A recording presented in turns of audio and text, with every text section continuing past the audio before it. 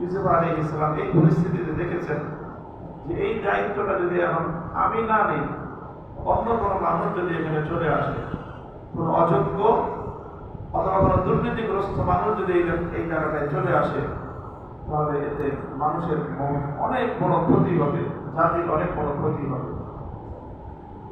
এই জন্য উনি দেখলেন যে এই পরিস্থিতিতে আমি দায়িত্ব নিলে মানুষ ক্ষতি থেকে বেঁচে যাবে।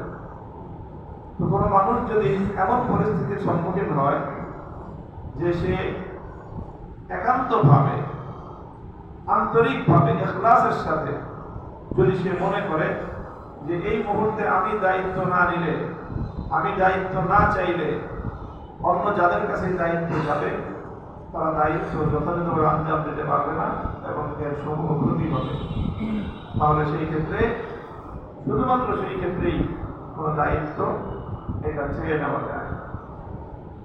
এটা হলো ইসলামের নেতৃত্ব নির্বাচন সংক্রান্ত একটা কথা, একটা মাসালা আমি আপনাদের সামনে বললাম।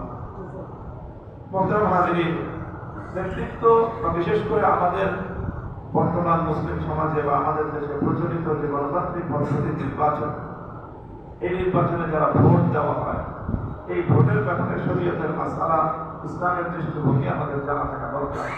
ভোটটা আসলে কি? ভোটটা আসলে কি? ভোট সম্পর্কে আমাদের ইসলামিক স্কলারগণ, ফুকাহাগণ বলছেন ভোটটা কয়েকটা কাজ, এখানে একই সাথে কয়েকটা দায়িত্ব পালিত হয়। এক নম্বর হলো ভোট দেওয়া মানে হলো কারো ব্যাপারে সাক্ষ্য দেওয়া।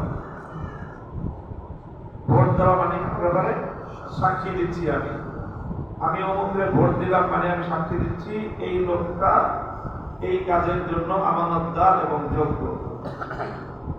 এই দুইটা জিনিস। ওই যে কোরআনের কারিমের দুই মূলনীতি আমাকে, আমি যখন বললাম যে ইনাকে সভাপতি বানানো হোক, তার মানে আমি মনে করি সভাপতি হওয়ার জন্য যথেষ্ট যোগ্য তিনি এবং তার মধ্যে আমানতদারি আছে, এই সাক্ষী আমি দিলাম। কাজে ভোট দেওয়া মানে সাক্ষী দেওয়া। সাক্ষী দুই রকম হয়, সত্য সাক্ষী হয়, সাক্ষী মিথ্যা হয়। কেউ যদি সত্য সাক্ষ্য দেয়, এটা অনেক বড় একটা নেক কাজ। মিথ্যা সাক্ষী দেওয়া মহা কবিরা গুনাহ, আকবারুল কাবায়ের। শিরকের পরে সবচেয়ে বড় কবিরা গুনাহ যে কয়েকটা, তার মধ্যে একটা হলো কারণ মিথ্যা সাক্ষ্য দেওয়া। কাজেই ভোট যাকে তাকে দেওয়া যাবে না। ভোট মানে হলো সাক্ষ্য দেওয়া। মিথ্যা সাক্ষ্য দিলে ভোটের মাধ্যমে কবিরা গুনাহ হবে, সত্য সাক্ষ্য দিলে ভোটের মাধ্যমে নেক কাজ হবে, গুনাহ সওয়াব হবে। দুই নম্বর হলো ভোট দেওয়ার অর্থ হলো কাউকে নিজের প্রতিনিধি নিযুক্ত করা, রিপ্রেজেন্টেটিভ, যে আপনি আমাদের সকলের পক্ষ থেকে কাজ করবেন, আপনাকে আমাদের সকলের প্রতিনিধি নিযুক্ত করলাম। কাজে কাউকে প্রতিনিধি নিযুক্ত করার যে নীতিমালা আছে, সেই নীতিমালার ভিত্তিতে ভোট দিতে হবে। অর্থাৎ আপনি যাকে প্রতিনিধি নিযুক্ত করবেন, সেই প্রতিনিধি ব্যক্তির যাবতীয় কার্যকলাপ এটা আপনার কার্যকলাপ বলে বিবেচিত হবে। যেমন ধরেন, আমি এখান থেকে একজনকে পাঠালাম যে আপনি যান ওই দোকান থেকে গিয়ে আমার কথা বলে আপনি একটা পণ্য নিয়ে আসবেন। সে গেল, দোকানদারকে আমার কথা বলার পরে দোকানদার তাকে পণ্যটা দিয়ে দিল, ঠিক আছে হুজুর যেহেতু এসে নিয়ে যান। এখন বলেন এই পণ্যটার মূল্য পরিশোধ করার দায়িত্ব কার? আমার। কারণ সে তো আমার পক্ষ থেকে প্রতিনিধি হিসেবে গিয়েছে। প্রতিনিধির যাবতীয় কার্যকলাপ এবং সে দোকানের সাথে, দোকানদারের সাথে যদি গিয়ে কোনো অশুভ আচরণ করে, যে যদি বলে যে হুজুর আমাকে পাঠাইছে, দোকানদারের অনুমতি ছাড়াই তার দোকান থেকে কিছু পণ্য যা যা তার পছন্দ সব সেখান থেকে সে দোকানদারের অনুমতি ছাড়া জবরদখল করে, জবরদস্তি করে সেখান থেকে নিয়ে আসলো, এটার জন্য দায়ী হবে কি? আমি দায়ী, কারণ সে আমার প্রতিনিধি হিসেবে গিয়েছে। কাজে এই জন্য কাউকে ভোট দেওয়ার অর্থ হলো তাকে প্রতিনিধি নিযুক্ত করা। এই জায়গাটা থেকেই কথাটা আসে, যাদের মাধ্যমে ভোট প্রাপ্ত হয়ে একজন মানুষ যতদিন দায়িত্ব পালন করবে, এই দায়িত্ব পালনকালীন সময়ে সে প্রতিনিধি হিসেবে কাজ করছে। যারা যারা তাকে ভোট দিয়েছে তাদের সকলের প্রতিনিধি সে। সুতরাং সে প্রতিনিধি হিসেবে এই সময়কালে যতগুলো ভালো কাজ করবে, ইসলামের মূল নীতির আলোকে সবগুলো ভালো কাজের একটা সওয়াবের অংশ যারা ভোট দেবে তারা পাবে। মানদাল্লা আলা খাইরিন ফাহুয়া কাফাইলি। আর ঠিক তদ্রুপ তার বিপরীতে এই সময়টায় সে প্রতিনিধি হয়ে যতগুলো অপকর্ম করবে প্রত্যেকটা অপকর্মের দায় তাদের কাঁধে চলবে।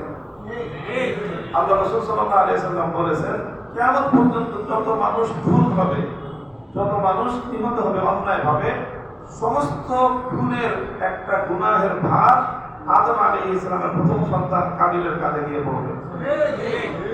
কাবিল এসে খুন করতেছে না, কিন্তু কাবিলের দেখানো খুনের পথ অনুযায়ী যারা যারা খুন করবে তারা সকলেই কাবিলের জন্য তার গুনাহ।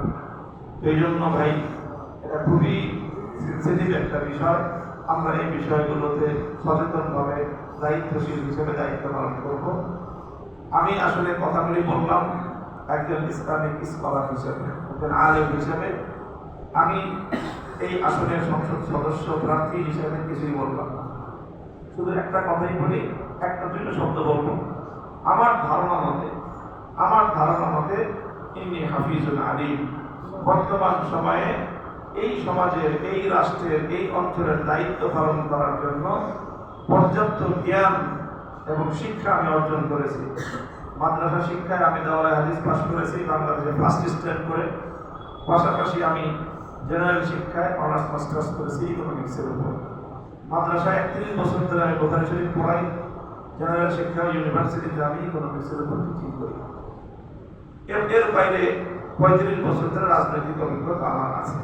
সেই জায়গাটা থেকে আমি মনে করি যে এই দায়িত্ব, রাষ্ট্রীয় যে কোনো দায়িত্ব পালন করার মতো মোটামুটি একটা প্রস্তুতি যোগ্যতা আমি অর্জন করার চেষ্টা করেছি।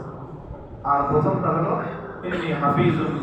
আমি কথা দিতে পারি, আমার বুকে হাত দিয়ে বলতে পারি, আমি 53 বছর বয়স আমার চলছে, 1 পয়সা কোনোদিন হারাম এবং অন্যায়ভাবে আমি ভোগ করি, এবং আমার ভবিষ্যৎ জীবনেও 1 পয়সা আমি অথবা আমার জ্ঞাত সারে আমার নিয়ন্ত্রণের ভিতরে কোনো মানুষ 1 পয়সা, একটা টাকা, একটা পয়সা জাতীয় দেশের জনগণের একটা পয়সা আমানতদারির ক্ষেত্রে খেয়াল করতে পারবে না।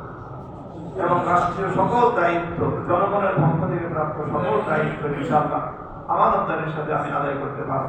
আমি আমাকে আপনাদের সামনে পেশ করলাম। এরপরে আপনারা মূল নীতিমালার আলোকে আপনারা আপনাদের প্রতিনিধি নিযুক্ত করবেন এবং আপনারা সাক্ষ্য দিবেন। আল্লাহ আমাদের সকলকে কবুল করেন। সঠিক নেতৃত্ব নির্বাচনের যোগ্যতা তৌফিক আল্লাহ আমাদেরকে দান করেন।